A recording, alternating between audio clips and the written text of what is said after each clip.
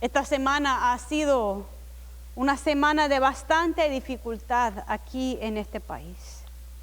Hemos pasado casi una semana en espera de resultados de la elección para el nuevo presidente de este país. Y hemos visto en colores muy claros que estamos en un país casi dividido en dos con respecto a cómo debemos de seguir adelante. En medio de la espera, en medio de la ansiedad, en medio de la división, del conflicto, la iglesia tiene que encontrar su llamado. Como dice la obispa, a nosotros Cristo ha sido muy claro. Nosotros como creyentes somos llamados a ser sal y luz. Pero aún eso, en estos días, cada quien tiene su forma de entenderlo.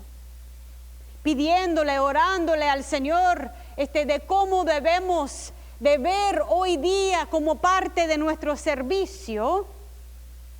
Vine a ese texto de Juan 12. En parte hoy día estamos por enfocarnos en el llamado de ser extremadamente generoso en nuestras vidas. Servimos un Dios que derramó su sangre por vos y yo para que pudiéramos ser salvos. Y en ese texto de Juan 12 encontramos a María.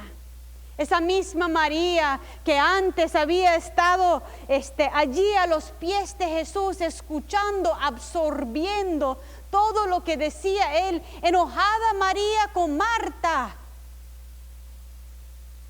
O Marta con María, porque María no ayudaba. Y Marta miraba tantas cosas de hacer. Pero María desde antes tenía esa habilidad de percibir el reino de Dios, un deseo de aún estando en esta tierra, ver por dónde Jesús iba. Robert Morris, un autor de un libro titulado La vida bendecida, dice que ese texto de Juan 12 es un contraste en corazones. Por un lado tenemos el corazón de María abundante, generoso, amoroso, lleno de adoración a los pies de Cristo, dándole todo. Y por otro lado tenemos a Judas. Judas con un corazón controlador, enojado, duro, crítico, tirando acusaciones hasta el mismo María. Sobre el transcurso de esta semana, lo interesante para mí es que llevó tanto tiempo que sin importar quién es tu candidato para la presidencia, en algún momento tenía la habilidad de sentir que tu candidato iba a perder. Y en otro momento el sentir que tu candidato iba a ganar. Y corazones de todos en esta nación subía y bajaba, subía y bajaba. ¿Cuántas veces en esta semana tu corazón era como María, rebalsando de gratitud, de amor, de gozo, de generosidad? ¿Y en cuáles momentos tu corazón era como Judas, acusando, criticando, señalando a otros? Yo creo que ver ese contraste y tomar inventario de nuestros propios corazones es importante. Porque en Mateo 6 no es que Jesús dice, donde está nuestro tesoro, es donde va a estar nuestro corazón. En ese texto es importante entender que ese perfume que tenía María no era cualquier perfume. No era un perfume caro que tal vez alguien regala para Navidad o un cumpleaños. El costo de ese perfume era de 1 año de ganancia. Así que en este momento quiero que ustedes piensen en cuánto promedio gana por año tu casa? Si tu casa gana, digamos, 35,000, 40,000, 50,000, pongámoslo hasta 100,000. Lo que gana tu casa en un año es el valor de ese perfume. Y María en un solo acto da vuelta a ese perfume. Y leyendo a alguien que estaba comentando sobre ese texto, dijo, al dar vuelta a ese vaso de perfume, no hay forma de volver. El perfume se derrame y nunca jamás lo puede recoger. Es como cuando uno toma el riesgo de amar. Uno ama, derrame tu amor. No lo puede poner de regreso en el vaso del perfume. ¿Será que Dios quiere que tengamos una devoción, una adoración, un corazón tan entregado a Él, que tomamos perfume que cuesta lo que ganamos en un año y lo ponemos a sus pies? Por otro lado tenemos a Judas. Usted y yo sabemos que mucho después de eso, Judas va a traicionar al mismo Jesús y eventualmente tomar su vida. Pero en ese momento Jesús estaba en la casa de María y Marta y Lázaro, donde estaban sentados todos en la mesa, reclinando, María derramando perfume sobre los pies de Jesús, y Judas, por algún lugar en esa casa, llega a señalar: María, ¿por qué? No sabes cuánta gente pudieras haber ayudado con eso, cuántas chaquetas pudiera haber comprado María. Qué mal gaste de tu tiempo, de tu devoción, de tu dinero. El texto bíblico es muy interesante para mí, porque no controla las palabras.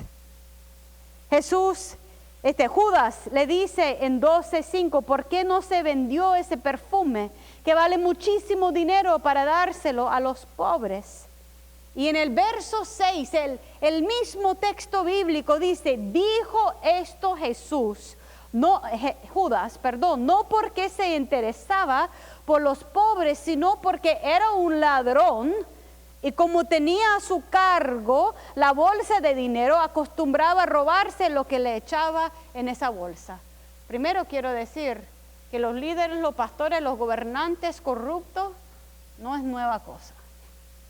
Desde el momento que estaban a la par de Jesús, la humanidad de los líderes se miraba.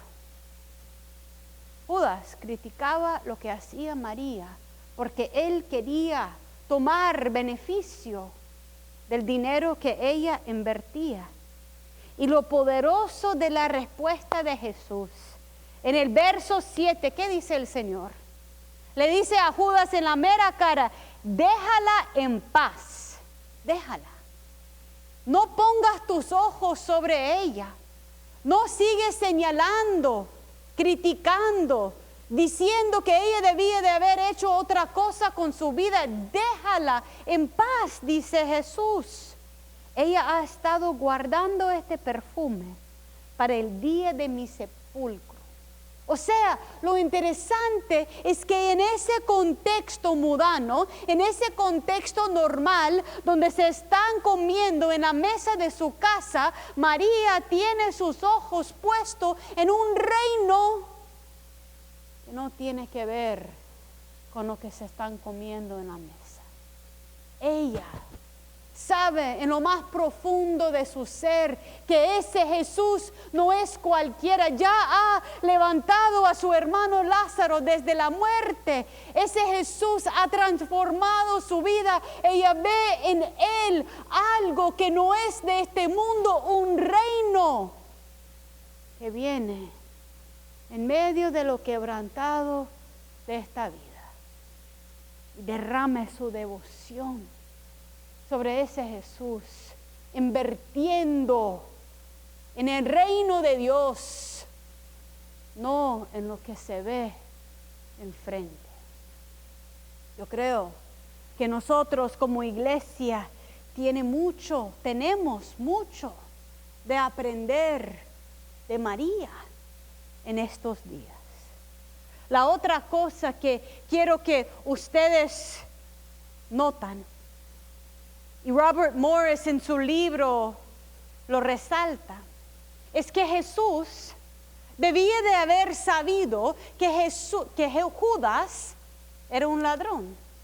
¿Y por qué será que Jesús, sabiendo que Judas tenía esa tendencia de ser deshonesto, por qué Jesús pondría a Judas a cargo del dinero? El pastor Robert Morris dice, a veces Dios nos pone en circunstancias a poner a prueba donde Él sabe que tenemos debilidades. Nos pone en circunstancias donde tenemos que madurar, de mejorar, de tener la necesidad del Espíritu de Dios para sobrevivir y vencer el pecado que más nos atormenta. ¿Será que la iglesia hoy día, Señor, está poniendo a prueba? ¿Dónde es tu reino? ¿Quién es tu rey? ¿Qué está esperando en este mundo? Jesús sabe lo que necesitamos. Me pongo a pensar, hay personas que tienen dificultades en creer que son importantes y capaces. Y momentos, tal vez en el ministerio, o en sus trabajos, o en su casa, donde Dios le pone en circunstancias donde tiene de repente de liderar, y uno dice, pero yo no puedo, yo no soy llamado. Váyase, transfórmese por mi espíritu. Otras de nosotros tenemos dificultad en pedir perdón. ¿Conoce a alguien que las palabras perdóname no salen fácilmente de su boca? Y a veces Dios, sabiendo que tenemos tendencia a corazón duro, nos pone en circunstancias donde tenemos que pedir perdón para que siempre podemos ser conscientes del hecho que es por la gracia de Dios que somos salvos. Otros de nosotros tal vez tenemos dificultad de enojarnos rápido. Nos enciende por la mínima cosa. Y en medio del contexto en el cual estamos, ¿cuántas cosas no pueden encenderle a uno? Dios nos llama a ser buscadores, trabajadores por la paz. Nos pone en circunstancias donde tenemos que trabajar los valores que son el reino de Dios. ¿Dónde está tu necesidad, tu debilidad? ¿Y dónde es que Dios está invitándole a crecer? Una de las cosas que me impactó mucho esta semana ocurrió el miércoles en la mesa de mi casa. Nuestra familia estaba allí sentado y miércoles todavía no se sabía de todo quién iba a ganar las elecciones.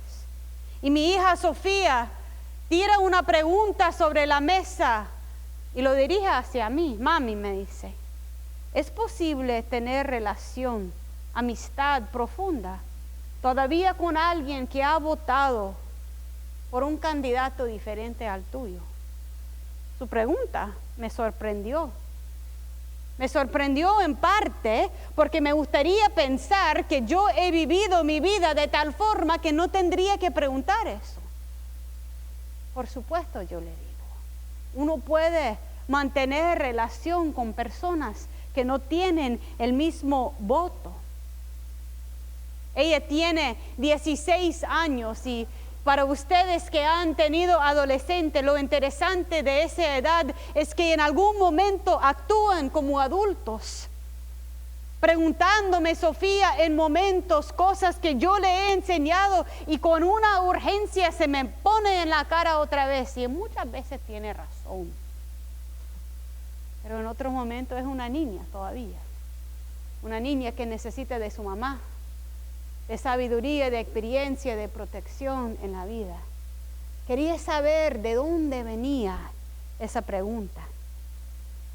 Mami, me dijo, yo entiendo que debemos de mantener relaciones, pero ¿qué pasa? Me dice, cuando algunos de mis amigos están discutiendo el hecho que la ofensa que se ha experimentado en términos del contexto de diálogo, siendo musulmán, siendo afroamericano, siendo inmigrante, siendo mujer, la ofensa ha sido tanto. ¿Cómo es posible mantener la relación? Y yo no estoy hablando de los líderes, me dice. Yo estoy hablando de las conversaciones que hemos tenido como compañeros de clase. ¿Qué pasa cuando nos ha golpeado tanto? ¿Cómo podemos seguir adelante? Yo tengo el permiso de Sofía de comentar esa pregunta como parte de mi sermón, pero también me lo dijo diciendo, usted es la persona pública, mamá. Yo no quiero que todo el mundo venga a hablar conmigo de eso porque yo no quiero hablar con todo el mundo. Que hablen con usted, no conmigo. Pero la pregunta para mí es tan válida para nosotros como iglesia. Estamos en un país dividido. Estamos en un momento en la historia donde cosas han sido dichas, donde el social media es tan polarizado que uno no puede encontrar una voz en medio. ¿Y de qué somos llamados como iglesia de Jesucristo? La obispa nos recuerda que Jesús dice que debemos de ser sal y luz, pero ¿cómo podemos ser sal y luz en ese contexto? Yo creo que primero tenemos que volver a María y Judas, porque la cosa que nos mantiene en relación uno con el otro es el amor profundo que tenemos por Jesucristo. Y si usted y yo estamos sentados en una mesa comiendo, sabiendo que Lázaro, nuestro hermano, fue levantado de entre los muertos por Jesucristo y que nosotros somos salvos por la gracia de Dios y la sangre derramada en la cruz. Si Jesús es el centro de nuestro ser, nuestras relaciones con los demás cambian un poco. Segundo, en María encontramos una extravagancia de amor. O sea, Robert Morris, el autor de ese libro, habla del hecho que nosotros a veces queremos cumplir con la ley, y por eso quiero que volvemos a Mateo 5. Si estuvieron conmigo en el santuario, aquí me quedaría esperando hasta que vayan a Mateo 5.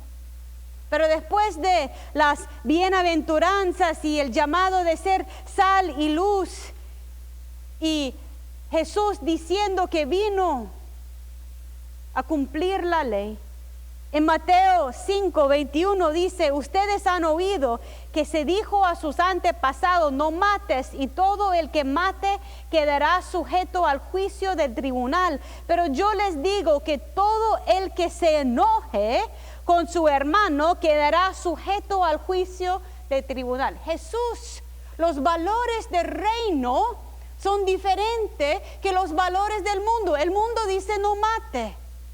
El mundo dice hay que vivir en unidad. El mundo dice vote por tu partido. Pero Jesús dice no es solamente que no mates. Si estás enojado, si tenés enojo en tu corazón, antes de ir al altar a poner tu ofrenda, tenés que reconciliar ese enojo.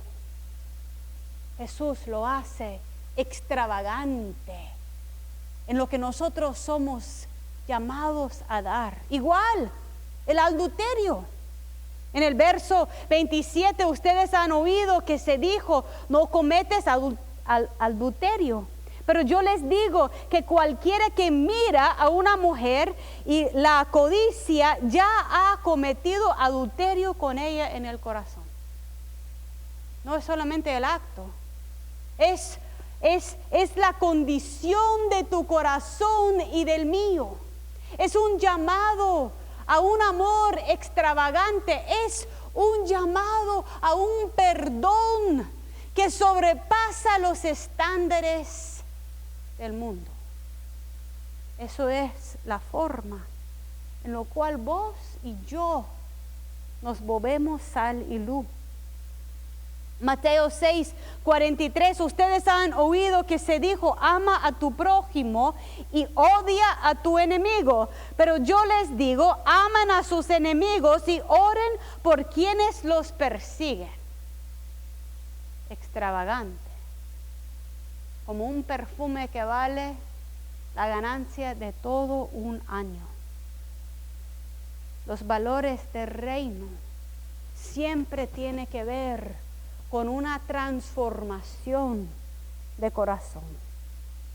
Por eso llegamos a lo que leyó Milena, que no acumulan tesoros en la tierra, más bien acumulen para sí tesoros en el cielo, donde ni la polilla ni el óxido comen, ni los ladrones meten a robar, porque donde esté tu tesoro, está tu corazón. Iglesia, ¿dónde está nuestro corazón? ¿Y dónde está nuestra esperanza?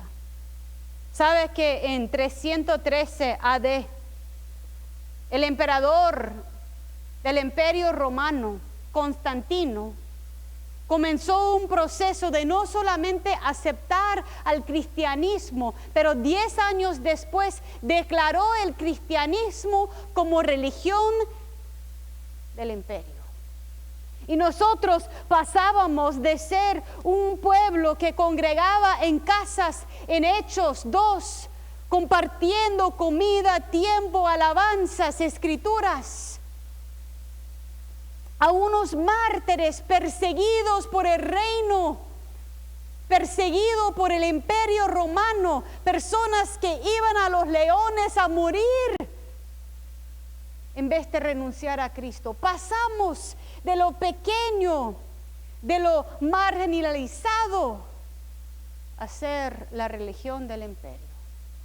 Y cualquiera diría que bueno, tenemos poder, tenemos autoridad, tenemos seguridad, pero tenemos la habilidad de perder quienes somos.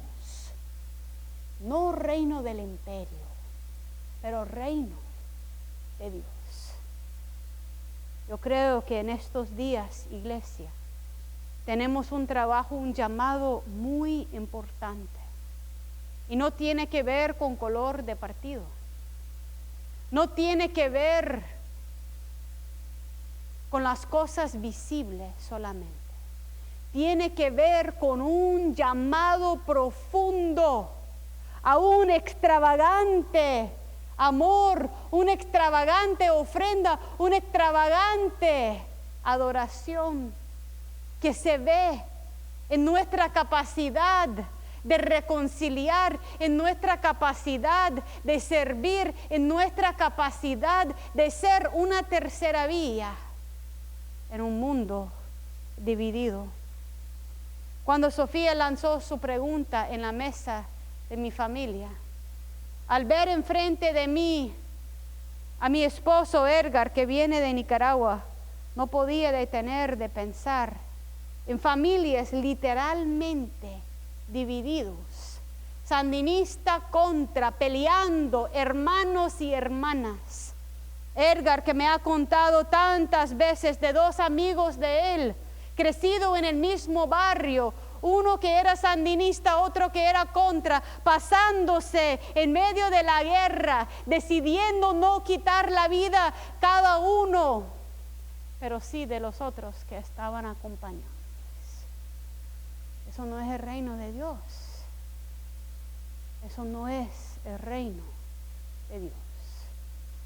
Estamos en un momento, iglesia, donde podemos decidir ¿Queremos corazón de María o queremos corazón de Judas? Si Judas esperaba que Jesús iba a ganar sobre el imperio romano, estableciendo su propio reino. Jesús estaba buscando ser parte del reino de Dios, pero Judas estaba esperando una asignación en su gabinete cuando llegó a tener poder. Pero la victoria de nuestro Señor en este mundo se hizo en una cruz, sacrificando su vida. No con fuerza militar sobre la tierra. ¿Queremos ser María o queremos ser Judas? Hemos sido María y hemos sido Judas, pero somos llamados a tener ojos puestos en el reino de Dios y vivir de tal manera que el mundo puede ver sal y luz. Y dice el texto en Mateo 5, cuando el sal ha perdido su sabor, es inútil. Se pierde la esencia de que debe de hacer en la comida. La iglesia no puede perder el sabor de Cristo, la fragancia de nuestra adoración y el llamado nuestro, no solamente a no matar, pero tratar el odio en nuestros corazones antes de traer nuestra ofrenda. Nosotros somos llamados a estándares excesivos porque pertenecemos al reino de Dios. Yo espero que nosotros como iglesia, como comunidad, yo espero que cada quien en su casa sea sal y luz para el reino de Dios, de lo cual somos llamados.